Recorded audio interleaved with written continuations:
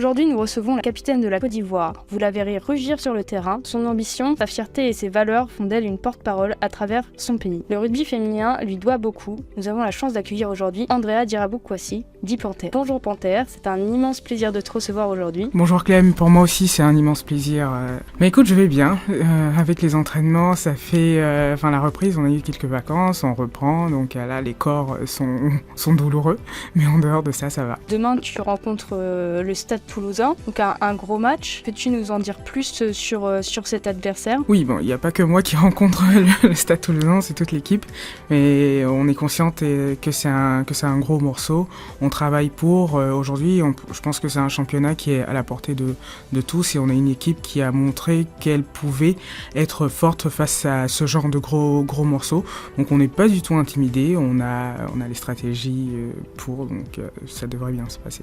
Et l'objectif de ce match, c'est ? On va dire que c'est la victoire quand même. Moi, j'ai pu te connaître à travers le terrain et j'ai eu la chance d'avoir pu fouler la pelouse avec toi. Donc, je sais que tu es une excellente joueuse très, très costaud. Tu es pilier. Donc, pour ceux et celles qui ne connaissent pas, est-ce que tu pourrais définir ce qu'est ton poste au rugby ? Alors, je suis pilier droit plus particulièrement et c'est vrai que c'est un rôle où il faut être fort, notamment en mêlée, parce qu'on a la pression de deux joueuses, contrairement au pilier gauche qui a une joueuse en face.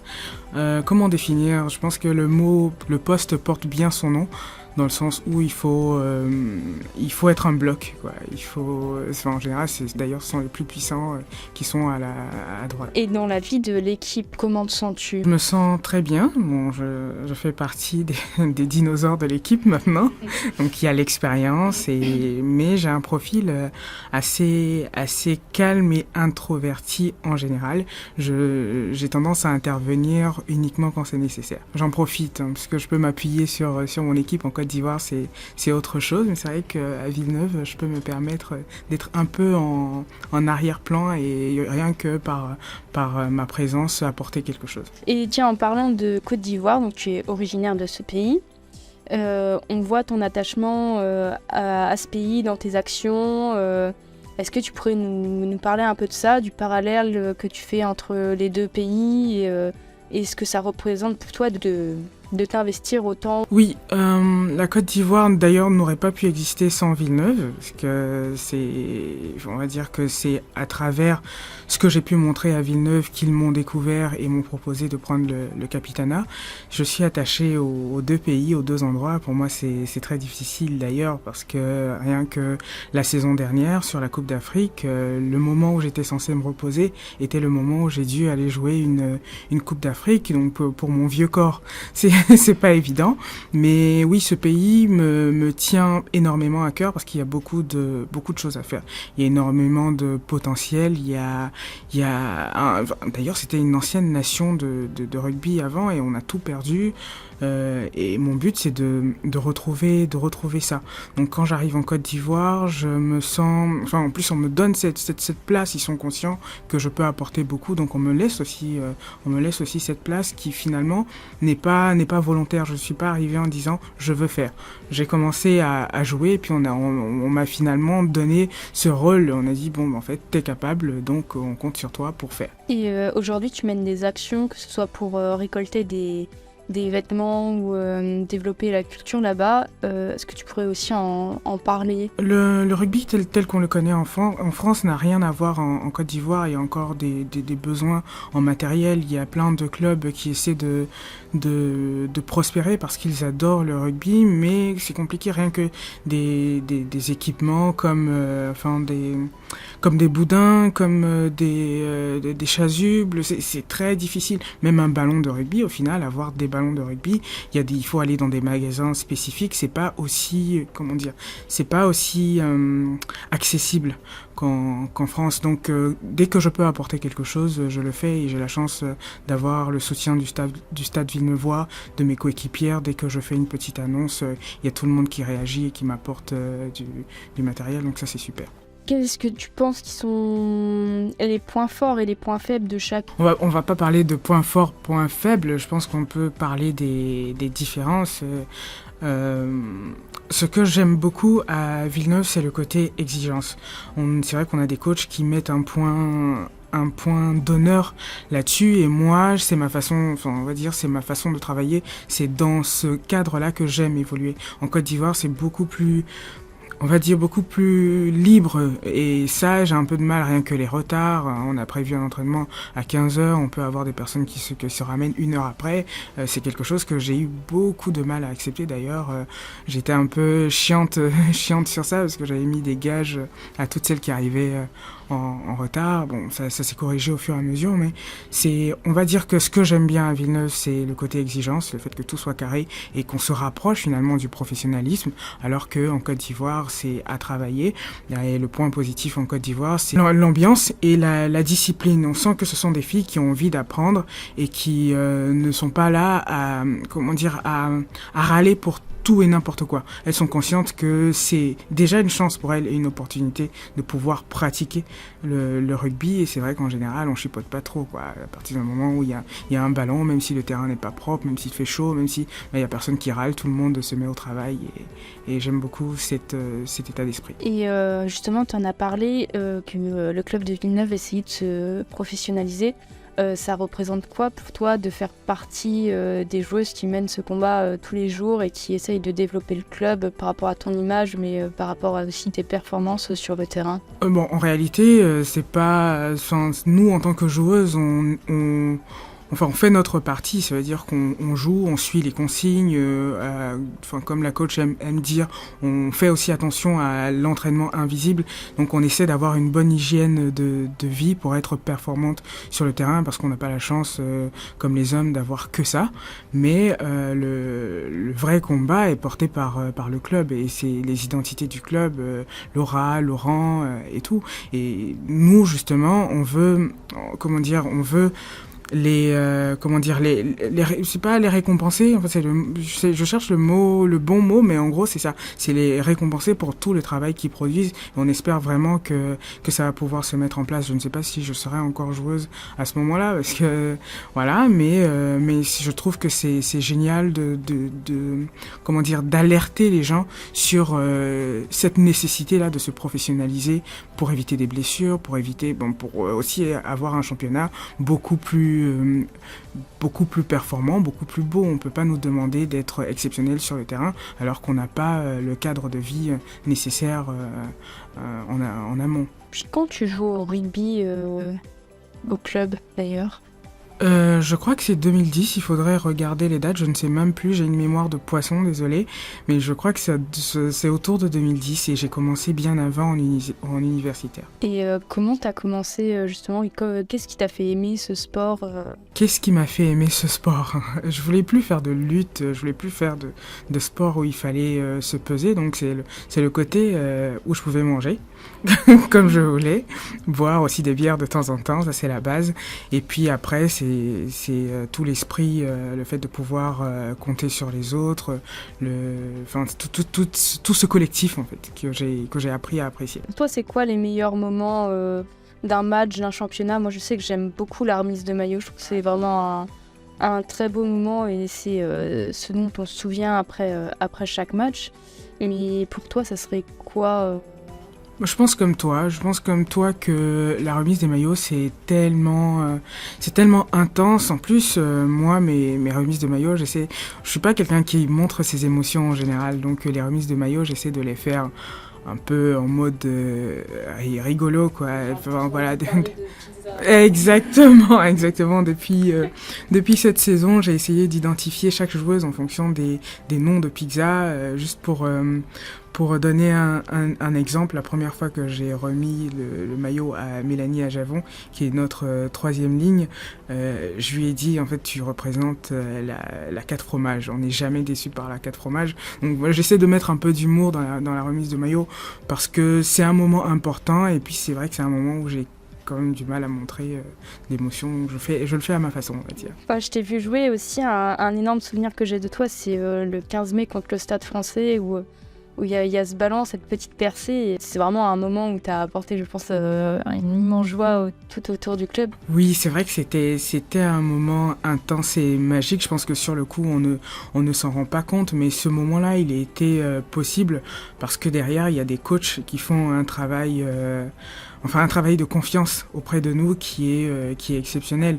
Moi, je sais que j'ai beaucoup discuté avec Cyril, qui est le coach des avants, enfin, le fait de faire aussi un plan de bataille. On savait comment ça va se passer. Nos coachs analysent les matchs de façon précise et nous donnent des clés. Donc, le fait juste avant le match, ils nous ont dit ça va être une clé pour aller marquer des essais, donc des reparts. À un moment, il va falloir observer et y aller. Donc, juste avant, il y a Mélanie Ajavon. Aujourd'hui, nous recevons la capitaine de la Côte d'Ivoire. Vous la verrez rugir sur le terrain. Son ambition, sa fierté et ses valeurs font d'elle une porte-parole à travers son pays. Le rugby féminin lui doit beaucoup. Nous avons la chance d'accueillir aujourd'hui Andrea Dirabou-Kwasi, dit Panthère. Bonjour Panthère, c'est un immense plaisir de te recevoir aujourd'hui. Bonjour Clem, pour moi aussi c'est un immense plaisir. Mais écoute, je vais bien. Avec les entraînements, ça fait la reprise, on a eu quelques vacances, on reprend, donc là les corps sont douloureux, mais en dehors de ça, ça va. Demain, tu rencontres le Stade Toulousain, donc un gros match. Peux-tu nous en dire plus sur cet adversaire ? Oui, bon, il n'y a pas que moi qui rencontre le Stade Toulousain, c'est toute l'équipe, mais on est consciente que c'est un gros morceau. On travaille pour. Aujourd'hui, je pense que c'est un championnat qui est à la portée de tous et on a une équipe qui a montré qu'elle pouvait être forte face à ce genre de gros morceaux. Donc on n'est pas du tout intimidé, on a les stratégies pour, donc ça devrait bien se passer. Et l'objectif de ce match, c'est... On va dire que c'est la victoire quand même. Moi, j'ai pu te connaître à travers le terrain et j'ai eu la chance d'avoir pu fouler la pelouse avec toi. Donc, je sais que tu es une excellente joueuse très, très costaud. Tu es pilier. Donc, pour ceux et celles qui ne connaissent pas, est-ce que tu pourrais définir ce qu'est ton poste au rugby ? Alors, je suis pilier droit plus particulièrement et c'est vrai que c'est un rôle où il faut être fort, notamment en mêlée, parce qu'on a la pression de deux joueuses, contrairement au pilier gauche qui a une joueuse en face. Comment définir ? Je pense que le poste porte bien son nom, dans le sens où il faut être un bloc, quoi. En général, d'ailleurs, ce sont les plus puissants qui sont à droite. Et dans la vie de l'équipe, comment te sens-tu ? Je me sens très bien. Bon, je fais partie des dinosaures de l'équipe maintenant, donc il y a l'expérience, mais j'ai un profil assez calme et introverti en général.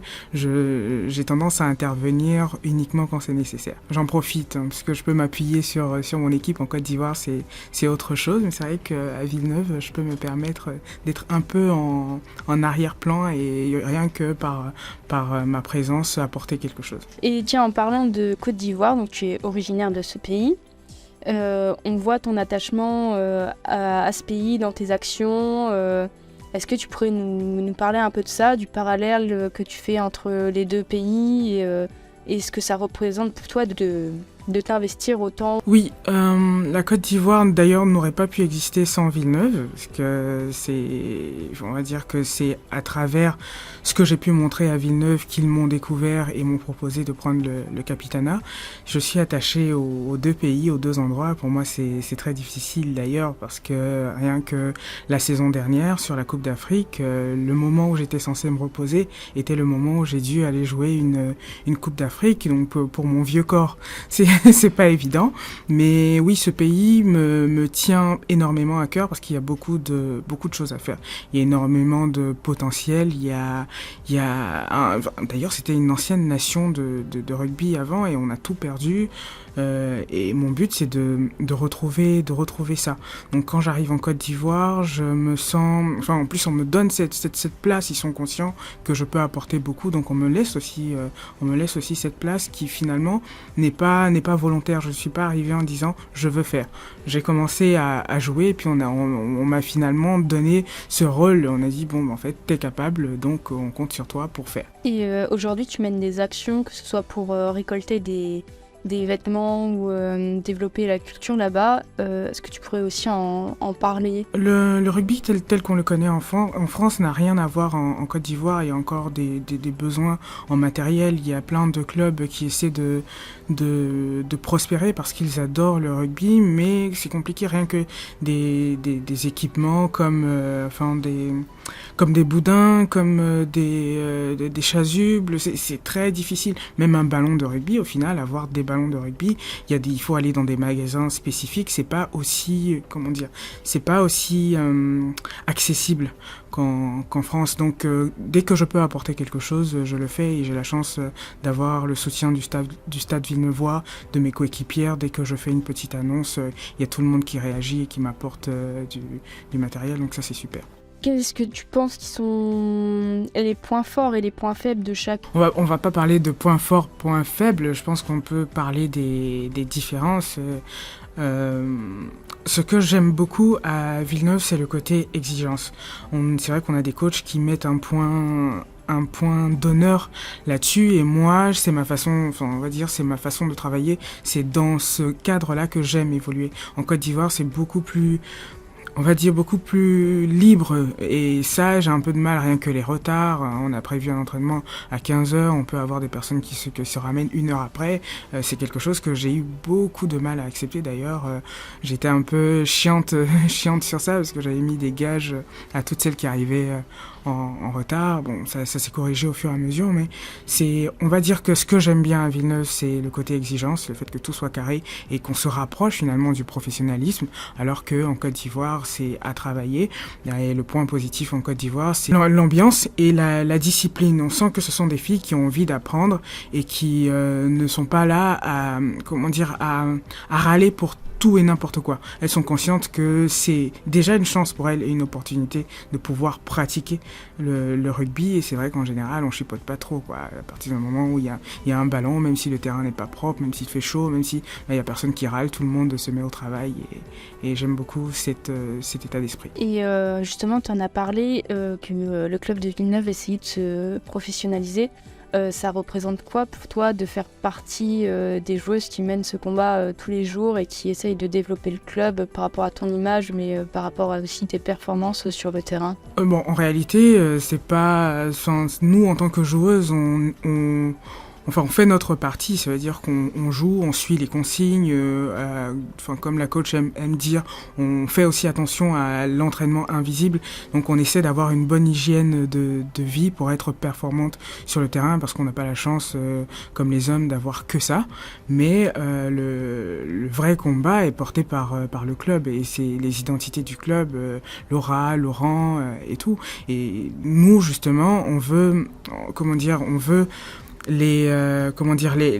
c'est pas les récompenser, en fait je cherche le bon mot, mais en gros c'est ça, c'est les récompenser pour tout le travail qu'ils produisent, et on espère vraiment que ça va pouvoir se mettre en place. Je ne sais pas si je serai encore joueuse à ce moment-là, parce que voilà, mais je trouve que c'est génial d'alerter les gens sur cette nécessité-là de se professionnaliser pour éviter des blessures, pour aussi avoir un championnat beaucoup plus performant, beaucoup plus beau. On ne peut pas nous demander d'être exceptionnel sur le terrain alors qu'on n'a pas le cadre de vie nécessaire en amont. Quand tu joues au rugby au club d'ailleurs?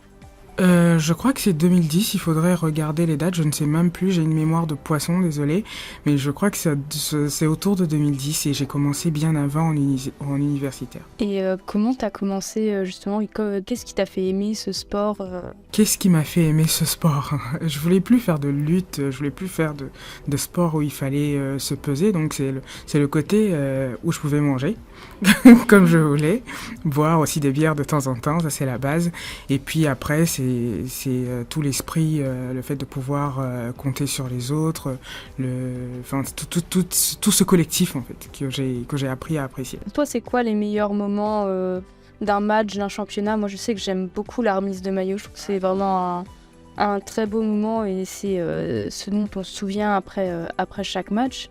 Mais pour toi, ça serait quoi Moi, je pense comme toi que la remise des maillots c'est tellement intense. En plus, moi mes remises de maillots, je suis pas quelqu'un qui montre ses émotions en général, donc les remises de maillots, j'essaie de les faire un peu en mode rigolo quoi. Enfin, voilà. Exactement, exactement. Depuis cette saison, j'ai essayé d'identifier chaque joueuse en fonction des noms de pizza, juste pour donner un exemple. La première fois que j'ai remis le maillot à Mélanie Ajavon, qui est notre troisième ligne, je lui ai dit, en fait, tu représentes la 4 fromages. On n'est jamais déçu par la 4 fromages. Donc voilà, j'essaie de mettre un peu d'humour dans la remise de maillot, parce que c'est un moment important, et puis c'est vrai que c'est un moment où j'ai quand même du mal à montrer l'émotion. Je le fais à ma façon, on va dire. Enfin, je t'ai vu jouer aussi, un énorme souvenir que j'ai de toi, c'est le 15 mai contre le Stade Français, où il y a ce ballon, cette petite percée. Et c'est vraiment un moment où tu as apporté, je pense, une immense joie tout autour du club. Oui, c'est vrai que c'était un moment intense et magique. Je pense que sur le coup, on ne s'en rend pas compte, mais ce moment-là, il a été possible parce que derrière, il y a des coachs qui font un travail de confiance auprès de nous qui est exceptionnel. Moi, je sais que j'ai beaucoup discuté avec Cyril, qui est le coach des avants. Enfin, le fait de faire aussi un plan de bataille, on savait comment ça va se passer. Nos coachs analysent les matchs de façon précise et nous donnent des clés. Donc, le fait juste avant le match, ils nous ont dit ça va être ça va être une clé pour aller marquer des essais, donc des repas. À un moment, il va falloir observer et y aller. Donc, juste avant, il y a Mélanie Ajavon, justement, qui fait un déblayage parfait. Je pense qu'elle embarque avec elle 2-3 filles et puis je vois que c'est ouvert et je me lance. Je réfléchis pas. Je commence à accélérer de toutes mes forces et de tout mon poids. Et ça marque. Donc, oui, j'étais très fier de cet acte. Et ça mène au maintien l'année dernière. Et ce maintien, les filles ont réalisé qu'elles pouvaient aller quand même beaucoup plus loin et qu'elles méritaient d'être en élite. On peut voir d'ailleurs cette année qu'il y a beaucoup plus de victoires que l'année dernière. Vous essayez quand même d'aller en quart, ça va se jouer à la dernière journée, mais on peut voir il y a une énorme progression. Est-ce que ce 15 mai n'est pas le point de départ à toute cette évolution, cette prise de conscience mentale, on va dire, parce qu'il y a quand même un gros travail avec les coachs depuis qu'ils sont arrivés? Oui, je pense que ça a été un déclic pour nous. En tout cas, depuis, on a commencé à rêver, cette année encore plus. Je pense aussi que c'est un groupe qui est construit, hein. On commence à se connaître. Je sais pas comment c'était avant, mais je pense que ça bougeait beaucoup. Là, aujourd'hui, le groupe, le noyau, il est stable. On se connaît, on sait comment chacune joue, on connaît les forces et les faiblesses de chacune. Et ce qui est encore plus beau, c'est que même dans les faiblesses de chacune, on essaie de s'améliorer. C'est-à-dire, on sait très bien que, je sais pas, moi, si je suis un coffre à ballon, à un moment, je me dis, je sais que je suis comme ça, donc comment je peux faire pour améliorer cette partie-là. Et il y a surtout une chose qui m'a marqué, je pense que le fait de passer par cette étape difficile a aussi participé à ce qu'on est aujourd'hui. Moi, je sortais des matchs en me disant, parce que les gens disaient, ça doit être difficile cette saison de perdre comme ça, enfin la saison dernière, pardon, de perdre comme ça. Et en fait, je me rendais compte que c'était pas difficile pour moi. C'était pas difficile pour moi parce que j'étais avec mes coéquipières, parce que malgré les défaites, on était ensemble tout le temps. Et ça, je pense qu'aujourd'hui, on s'est dit on a tellement vécu pire ensemble que qu'est-ce qui peut nous arriver d'autre aujourd'hui, qu'est-ce qui peut nous arriver? Des défaites, on en a connu. Donc on n'a rien à craindre, il faut juste qu'on se lâche, qu'on essaie et on voit ce que ça va donner et la preuve, ça fonctionne. Cette année, le maintien est assuré d'une façon assez tragique quand même. Donc la deuxième année de suite, un abandon ou en cours de saison, donc cette année de Chilima Azarin. Pour toi, ça serait quoi la solution pour que les clubs féminins de rugby au meilleur niveau en France ne puissent plus abandonner en ces cours de saison et aient suffisamment de ressources justement pour assurer la sécurité de leurs joueuses? C'est vrai que c'est dramatique et on en profite pour passer, on va dire, un petit coucou à ces équipes-là, leur souhaiter beaucoup de courage. Ça doit pas être évident à gérer comme situation. En solution, on en a un peu parlé. Je pense que il faut donner de la place aux femmes. Aujourd'hui, c'est primordial pour avoir un beau championnat, pour avoir de la crédibilité. Il faut nous donner cette place-là. Il faut investir dans les équipes féminines et nous prendre en compte, tout simplement. Je pense que les solutions, les gens les ont. Maintenant, il faut juste les mettre en place. Et peut-être que les gens ne se rendent pas compte de tout ce que vous